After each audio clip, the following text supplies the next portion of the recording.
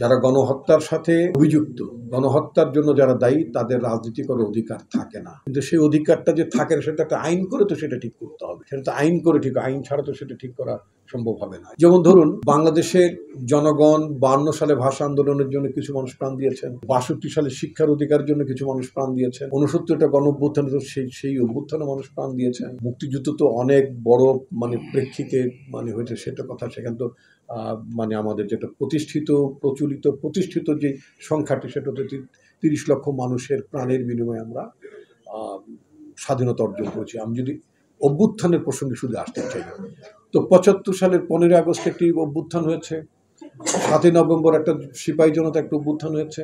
36 দিনের আন্দোলনের কোনো সরকার নাই। এই বাংলাদেশের জনগণ বাংলাদেশে অবাধ নিরপেক্ষ নির্বাচনের জন্য একটা দীর্ঘ লড়াই করছে 16 বছর ধরে, এবং সেই লড়াইয়ের আকাঙ্ক্ষা ছিল বাংলাদেশে একটি সঠিক নির্বাচন হবে, এবং সেই সঠিক নির্বাচনটি আয়োজন করার জন্য একটি তত্ত্বাবধায়ক সরকার, একটা নিরপেক্ষ সরকার না। আমরা ধরে নিচ্ছি যে বর্তমান অন্তর্বর্তীকালীন সরকারটি নিরপেক্ষ, যতক্ষণ পর্যন্ত এই অন্তর্বর্তীকালীন সরকারের সদস্য তাদের নিরপেক্ষ আচরণটা বহাল রাখতে পারবে। তাদের আচরণের মধ্যে যদি নিরপেক্ষতা হারায় বা শঙ্কা দেখা দেয় কখনো, তাহলে মানুষের মধ্যে নতুন একটা শঙ্কা জন্মাবে। এটা হচ্ছে যে এই অন্তর্বর্তীকালীন সরকার, অর্থাৎ অনিরপেক্ষ অন্তর্বর্তীকালীন সরকারের হাতে একটি নিরপেক্ষ নির্বাচনের আয়োজন করা সম্ভব হবে কি না।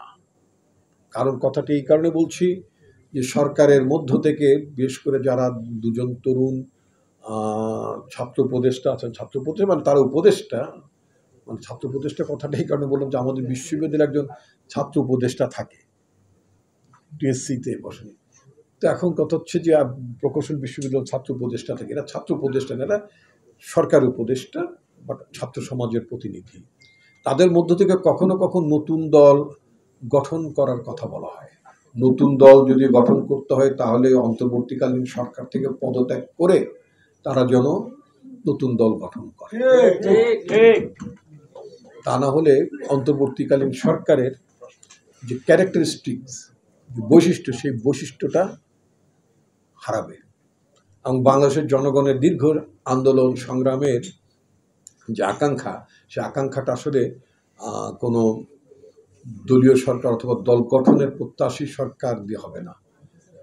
আর এই কারণে কথাটি বলছি, সেটা হচ্ছে যে আপনার এবং যারা সরকার উপদেষ্টাদের মধ্যে কেউ যদি রাজনীতি করার অভিলাষ থাকে, তাদের কারো থাকতেই পারে, মোস্ট ওয়েলকাম। আমাদের পার্টির ভারপ্রাপ্ত চেয়ারম্যান জনাব তারেক রহমান, তিনি সর্বশেষ ঢাকায় যে জনসভায় বক্তব্য রেখেছেন, সেখানে তিনি বলেছেন যে কোনো নাগরিকের দল গঠন করার সাংবিধানিক অধিকার আছে, এবং এটা গণতান্ত্রিক অধিকার, এবং আমরা তাদের গণতান্ত্রিক আকাঙ্ক্ষা এবং অধিকারের প্রতি আমরা সম্মান প্রদর্শন করি।